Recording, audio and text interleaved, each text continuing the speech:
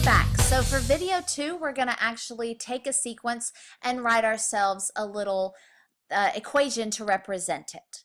So we actually have 2 different ways to write formulas for sequences. The first way, the way we're going to focus on here, is called a recursive formula.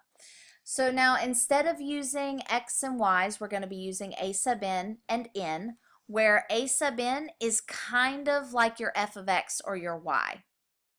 So I'm just going to write that down for you. A sub n is sort of the same thing as an f of x, which is definitely the same thing as a y. So they're all very related.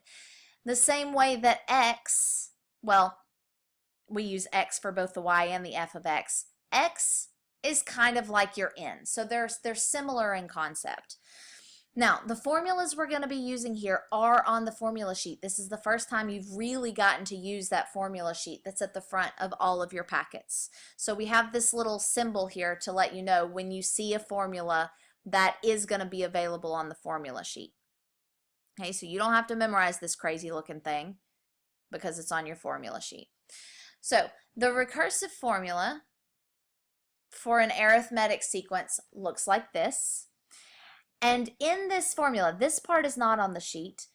A sub n is your current term, a sub n minus 1 is the previous term, and d stands for the common difference. So here's how we would use this formula.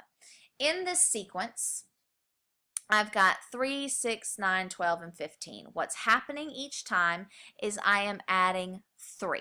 So I can identify that my common difference is 3.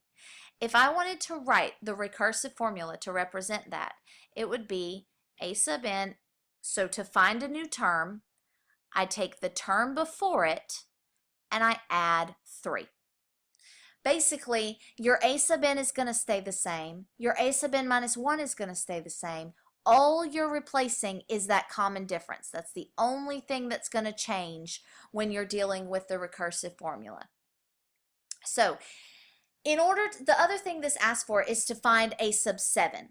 So it's really important that you realize that if you're using the recursive formula, you have to have the previous term, which means if I wanted to get to the 7th term, I've got to know the 6th term because that's what's going to go here.